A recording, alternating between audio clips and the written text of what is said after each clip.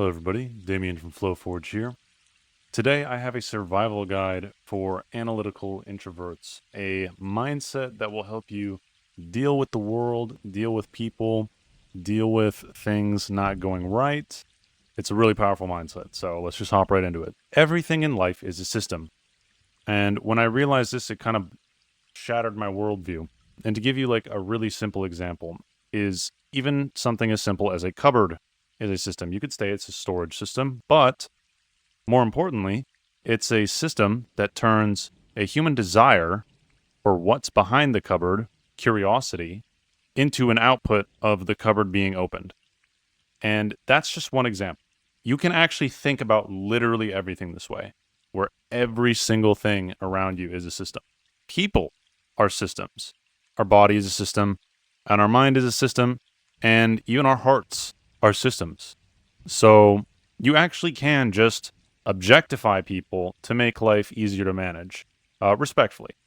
And what I mean by this is, there's two types of people. There's analytical people, and then there's social people. Analytical people tend to care more about things. Their brains are just built that way. They care more about things than they do others. They're more interested in how things work than people. And then social people are more interested in people and a more emotional aspect of life. Now, I don't know about you, but I'm this first one.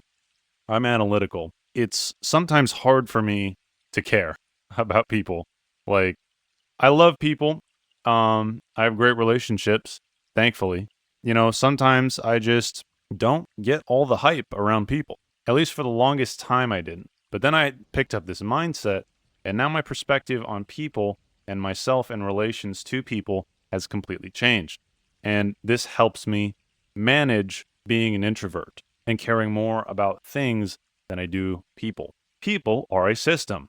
When you think about people in terms of this is a system, in terms of this human being that I'm trying to communicate with is actually just a system, or this, and it could be anything. Like, it's not just people.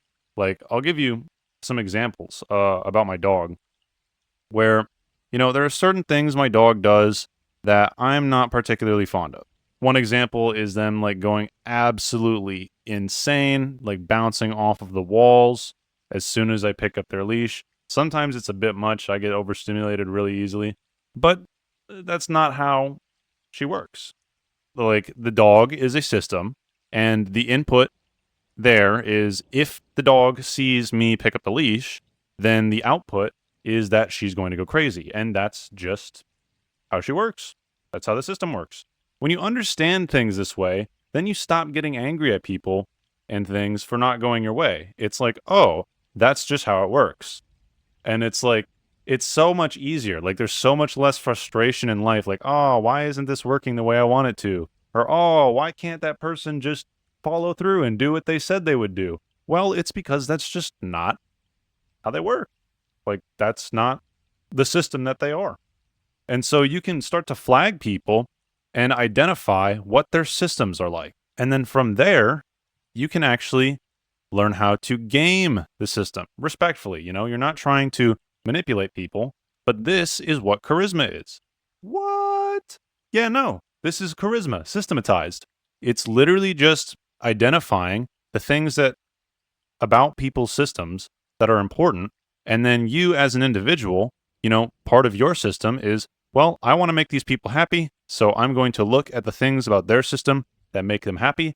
And then I'm going to sort of imbue that into my communication with them.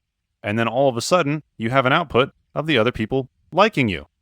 What? Yeah, dude, it's that simple. Like, I always thought of socializing and charismatic behavior as something different from a practical skill.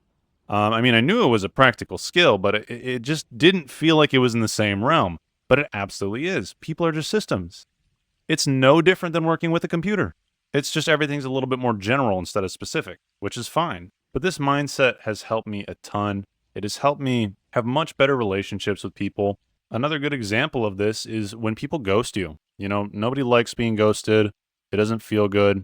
But if you know that somebody has ghosted you once or twice, then you can know and you can pin them down that, oh, this person's system, they're just a person who ghosts people.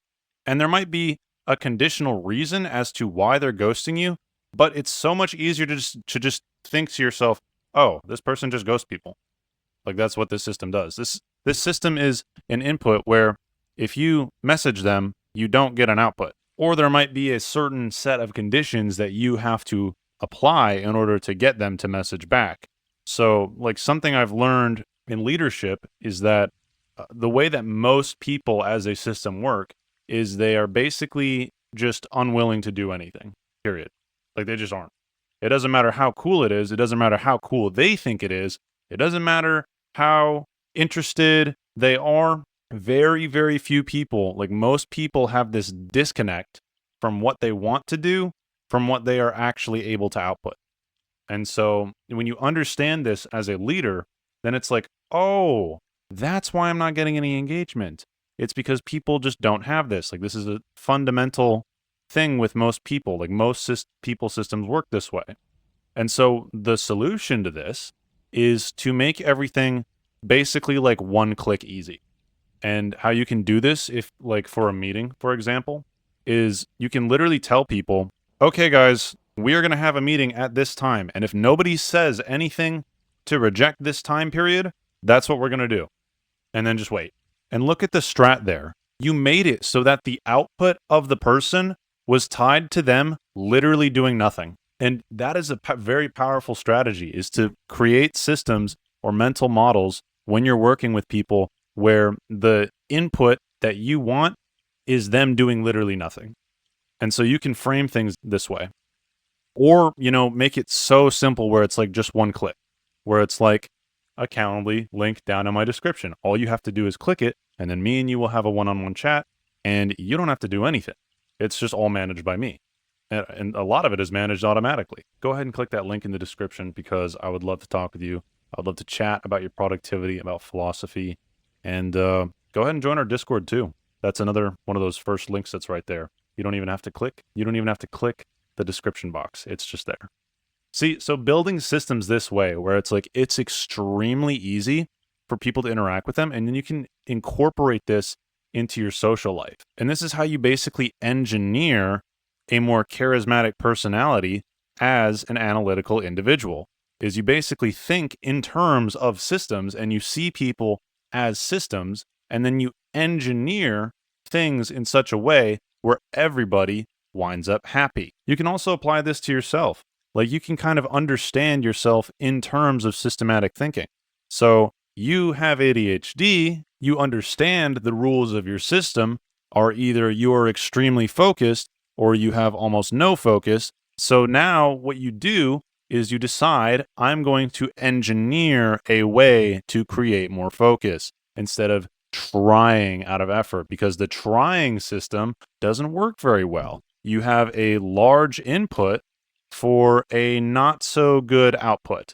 And so thinking in terms of input and output, and I'll give you a tip here for systematic thinking, is that typically like the most powerful systems are the systems where your output becomes your next input. A type of system that's like this is basically a conversation. Another person's output as they're talking becomes your input, where you input your piece into the conversation and it creates another output from the other person, which to them it's an input. So yeah, I hope this bridged the gap between like the people skills and the analytical side of your brain. And lastly, really quick, I just want to talk about how your heart is a system. And this is actually the most powerful system in people. So this is something you really want to focus on for yourself, for programming yourself, and for others, for being charismatic and for being somebody that people like, being somebody who can help others. Your heart, you can think of it as your sort of emotional nexus, where it's like almost like the center of your being. And these are basically related to core values. So you want to find your core values.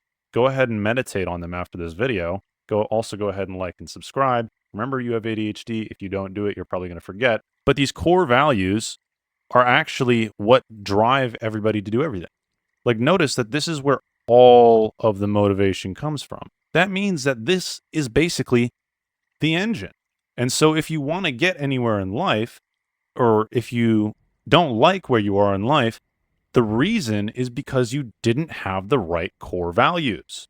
So what you have to do is try and replace the core values that you have right now, break the false belief systems, replace your current core values with things that are actually going to bring you to where you want to be. And again, this is where systematic thinking comes in, because this is actually pretty easy if you just kind of think about it in a systematized way, where it's like you're creating a system where your core values are the input and you get an expected output from those values over a given period of time. And you can shorten this period of time with select core values.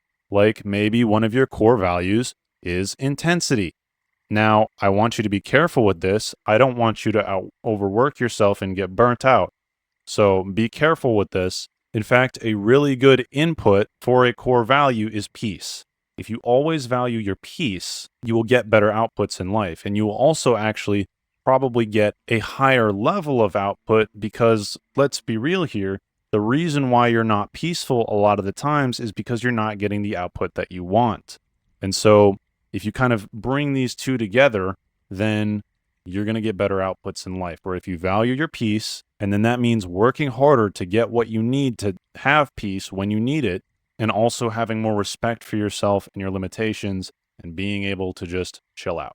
There you go, guys. That's all I got for today. Link in the description for a one-on-one chat. We can talk productivity, philosophy, flow. Go ahead and join the Discord, like and subscribe. Thank you guys so much for watching all the way to the end. It supports the channel a lot with the watch time, how the algorithm works. So thank you.